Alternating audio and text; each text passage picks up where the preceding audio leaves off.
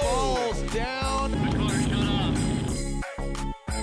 I believe that if the car doesn't fail, we can definitely win every single event.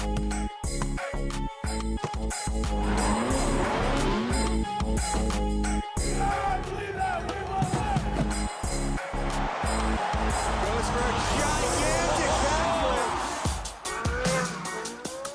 Here we go. Oh, doctor, look at this. Bumper to bumper.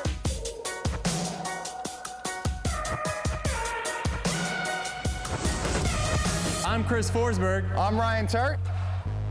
This is so cool. You're gonna want to click here. I'm falling, so I'm taking my time on my ride.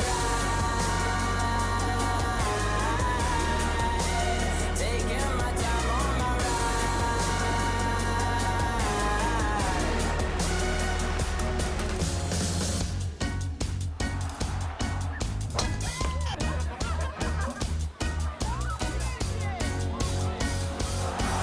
I'm falling, so I'm taking my time.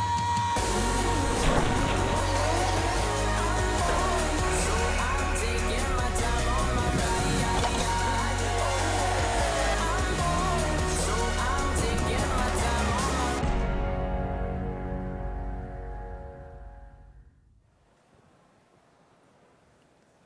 Pretty good. Thanks. Sportsrocket. I'm Matt Futterman from the Wall Street Journal. Thanks for being here today. I am joined by Nick Sakiewicz of the National Lacrosse League and Brian Bedol of the Sportsrocket. Thanks again for everyone for being here. And you know what? I hate sitting, so I'm going to stand up. We're going to do this sort of Oprah style, if that's okay. Okay. Or Phil Donahue for those people who are like old like me. You remember Phil Donahue, right? Unfortunately, I do. Right, yes, we're all old. Some of us are old enough to remember him. And maybe eventually I'll end up with Marlo Thomas, too. So, now my mother knows why I watched Free to Be so much when I was a child. Now I've alienated everybody under 35, I think, because all of these old people references. Anyway, lacrosse, not an old person reference. These two gentlemen, I've known them for a while. They've done incredibly interesting things. 15 years ago, when I first started getting to know them, I never in a million years would have bet that this is what they would be doing today. And so my first question for these guys, how in the world did you get here? Nick, take that. Yeah, still trying to figure it out, Matt. Spent 21 years building Major League Soccer and left it a few years ago and took a look at the National Lacrosse League. And it's the indoor version, which is the box lacrosse, as they call it, box lacrosse, which is a little bit of a combination of hockey and basketball. It's sort of like hockey. It's played in a box, in a hockey box. Only with more goals and a lot more dynamics in terms of athleticism. It's the best league in the world for lacrosse athletes, and I just got really excited by it and felt that if you could sell a lot of tickets to something like this, you can make a business out of it.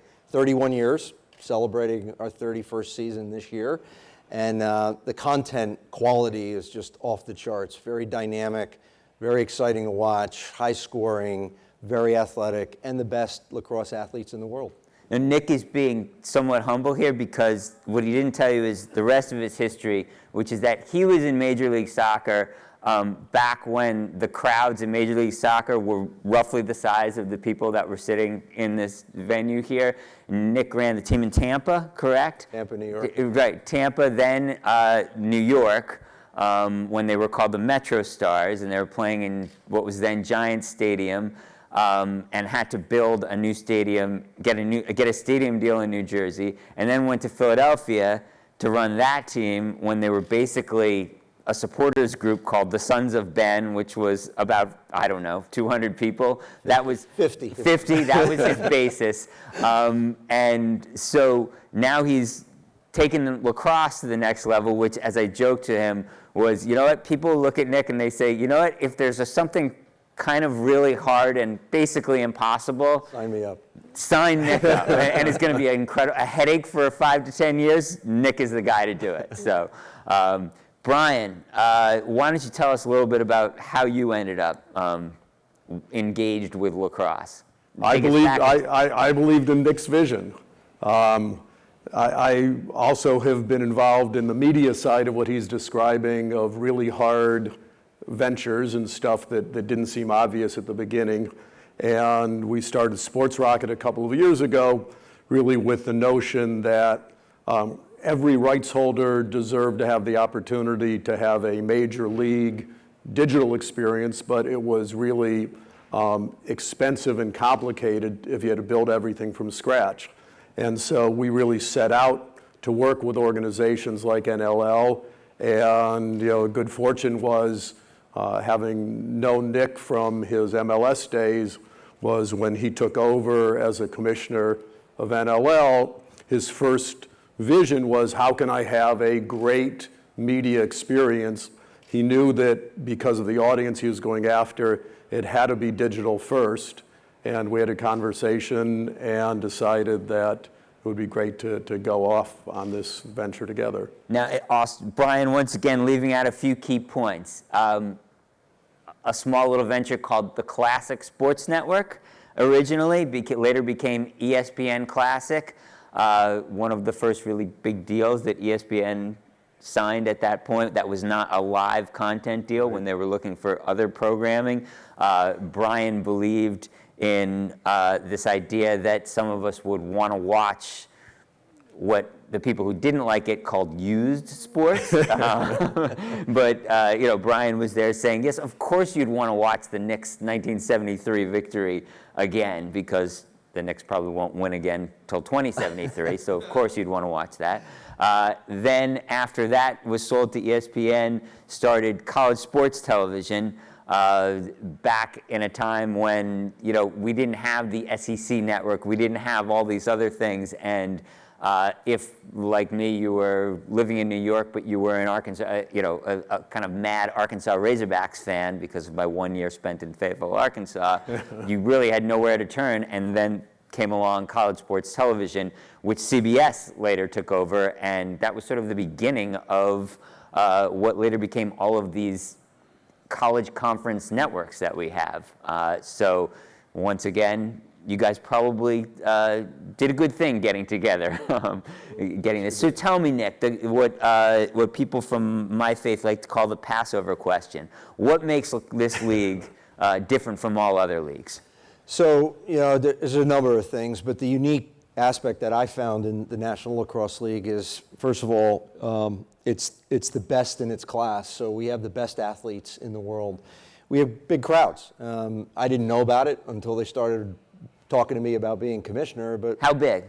We're averaging over 10,000 a game in our venues. For 30 years, teams operated for 30 years uninterrupted and done quite well. 10,000 is a fair amount of people. It's a fair amount of people, and a number of our teams did extraordinarily well. So the first thing that struck me when I took this league over was it doesn't leave the arena. So they play a game, there's 10,000 in some cases. In Denver, they're getting 16,000, Buffalo's getting 17,000 a game. The sport never left the arena for 30 years.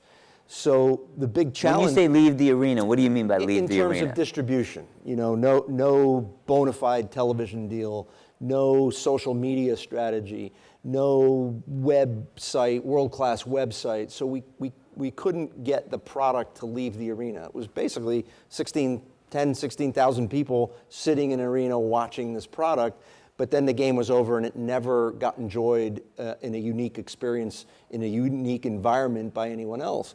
So that's when I started talking to this man who I've known for a long time to help us try to unlock this great sport. Lots of goals, physicality, best athletes in the world. And that's where we came up with the concept of NLL TV, and to create a multi-channel digital experience, starting with the launch of NLL TV, our OTT platform, combination of paid experience and free content on that platform. And we started to unlock the game to viewers that have never seen it before. I mean, I'm a hardcore soccer guy for many decades, as you know, and I just fell in love with the quality of this competition and the quality of the event. So now on our platform that we've created, we're able to unlock it beyond the arena. Now, but there's so much stuff out there. You talk about bringing stuff outside the arena. I mean, there's 100 different things that, if I took out my phone right now that I could watch. Brian, how do you take something right now in 2017 and separate it from the clutter? And what's the step-by-step thing that this 31-year-old league needed to do that you can come in and help it do and solve its problems? Not necessarily that they may be problems, but get it to what I'm sure Nick is hoping is the next level and the one after that. Yeah. Well, what's interesting is if managed properly, digital is sort of the great equalizer for some of the smaller leagues and rights holders, because mass media, in a sense, was the gatekeeper for sports. And if you could break through the gate of mass media, you became a major league. Everybody else was sort of left on the sidelines. Mass media being ESPN or right. broadcast. So, mass media is really what created the major league system. And now with a disruption of mass media, you have this sort of unprecedented opportunity for smaller leagues to break through if they manage it properly. And, it's no longer a battle for sort of, distribution or carriage. It's a battle for share of attention span. With all of the clutter that's out there and all of the noise that's out there, it's how can you get the attention of the audience that matters most to you, and can you build that sort of deep relationship with that audience? So it's gone from sort of exclusive distribution to ubiquitous distribution, and it's managing that ubiquitous distribution on all of these different platforms to make sure that the right message is getting across the right form factor, the right content to the right audience at the right time in the right place. So it's sort of a complicated art science project, but if you can do it, you can really build your audience base. And was there a moment when you're looking at this product and you're looking at it and you say, and you said, what, I think I can actually do something with it. There must be a menu of things that before you say, yeah, this one works, a few different boxes you have to well, but it was, it's what Nick was saying, that these guys were good. That, what really mattered was if you were a lacrosse fan and you saw these guys playing, number one, they're the best in the sport. Number two is it was an environment that was a really exciting environment where there were a lot of goals going on.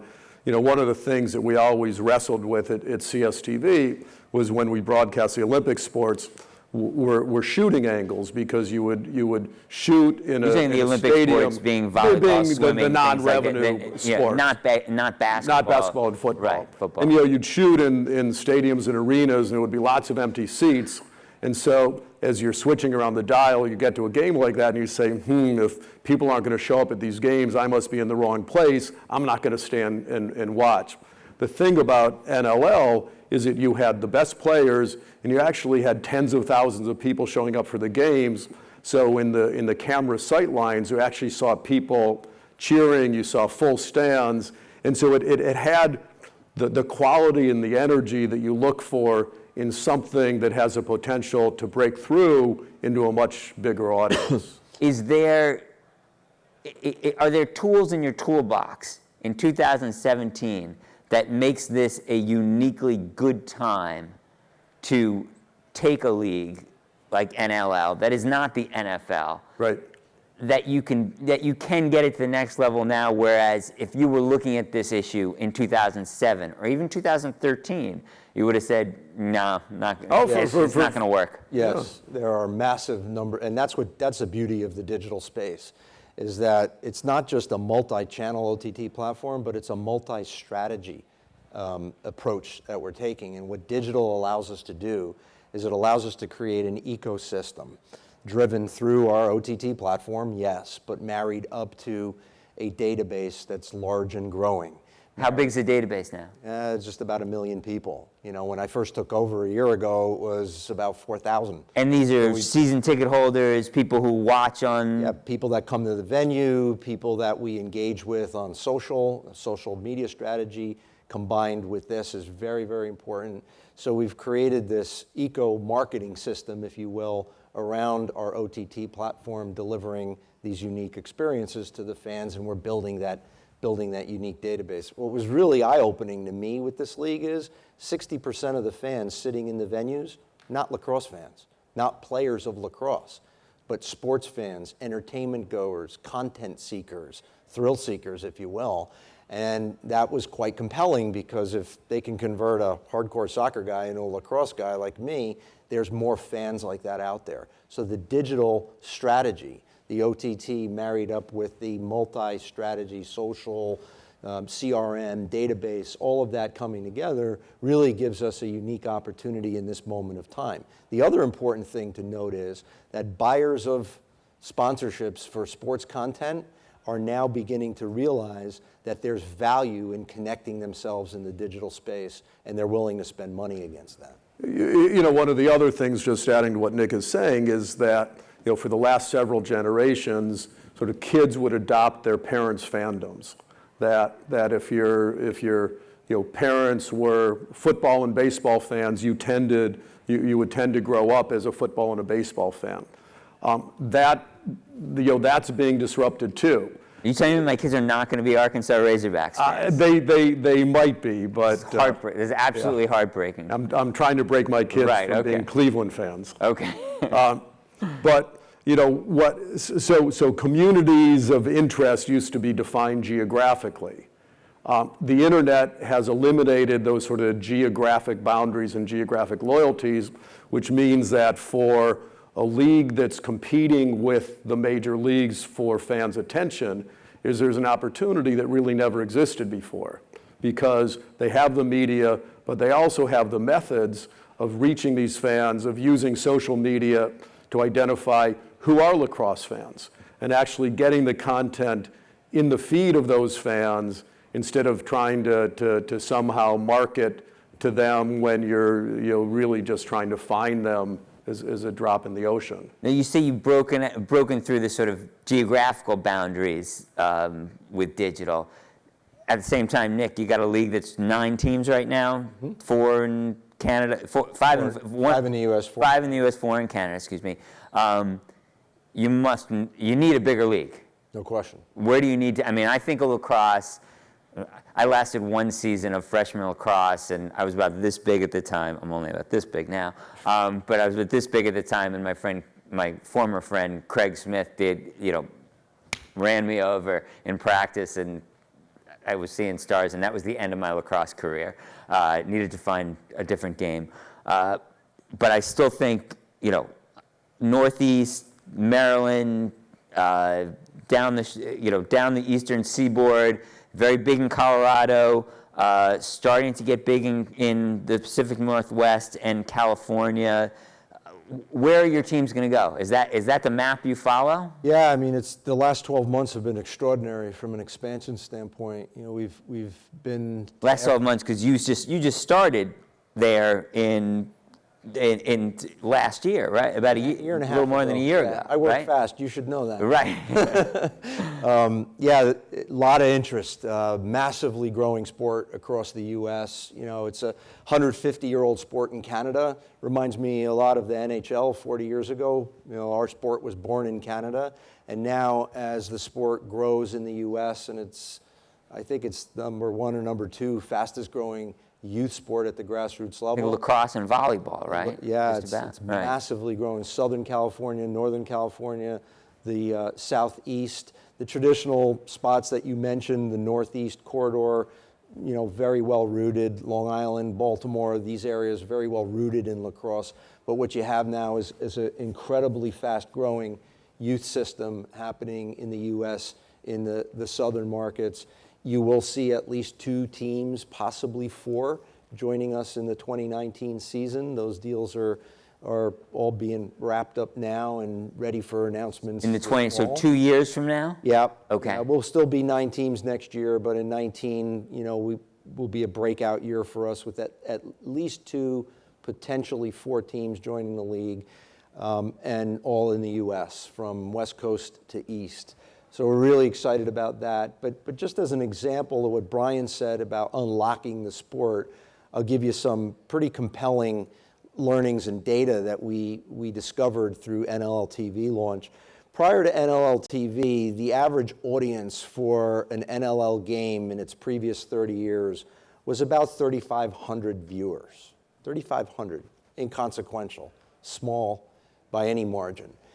When we launched NLL-TV, the average audience for a game on NLL-TV was about 25,000. So five, 6 times multiple on NLL-TV.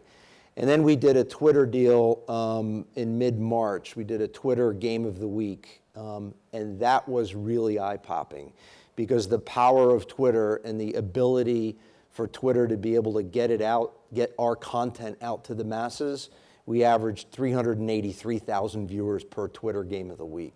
Massive, massive increase in viewership through partnering with them, promoting through that channel. And we learned that people want to watch our game. If given the opportunity and given the medium to watch it, they'll watch it in large scale. So now going into next year, we've got a lot to build on. Now, will they pay for it? And how do you get them to pay for it? If it's over the top and you're owning, I imagine the trick now is the same trick that even my organization is struggling with, is keep the subscribers and grow the subscribers. Well, again, that's your model, right? That's the beauty about digital, because we offer a paid package, which is all the games that you can pay for and watch all the games, or watch just your team's games, or just watch a one-off game. But the Game of the Week concept is free. So with a partner like Twitter, that game is offered up for free, and with averaging 380,000 viewers, that's a very sellable product to a sponsor that wants to get at that demo. What's even better about that, of those 380,000 viewers, 70% under 35 years old. So it's a very robust, very coveted demographic for commercial sponsors, and that's how you commercialize it. So one of the things that you see is that ubiquitous distribution doesn't mean putting all of the same product on different platforms at the same time. It's figuring out how you can use free as a big funnel to drive to a paid subscription for super fans, but it's also how you use things like live look-ins and real-time highlights and social to reach big audiences, to give them a taste of what's going on, and then if you're able to hook them in, to convert them to a full game, and ultimately to convert them to paying super fans. So you're actually able to use a well-integrated digital strategy to do, in a sense, all of these things. So how much, you're talking about giving a certain amount away, how much can you give away before that sort of cannibalizes your audience that you want to pay for this stuff, before someone says, you know what, I get enough of this for free, I don't have that much time, I like to follow this sport too. I'm not going to do my 19.8%. 19.8%, okay, good. We know it, we'll run with it. But is it a matter of figuring that out? Is that one of the real puzzle pieces that you're trying to fit in? So remember, we're a nascent sports league. We're not as evolved and developed as the major sport, NFL, Major League Baseball, even the NBA and the NHL. It took the NHL 50 years to get to where it is today. We're just beginning to get off the ground. So giving it away is really our strategy for right now in order to build audience. Remember, when I showed up on the scene, we had 4,000 emails. Today we have 1 million. 12 and a half months later. So our strategy right now, yes, is to give some of it away to engage and create an audience. At some point, we get to a large enough audience where we're able to monetize it through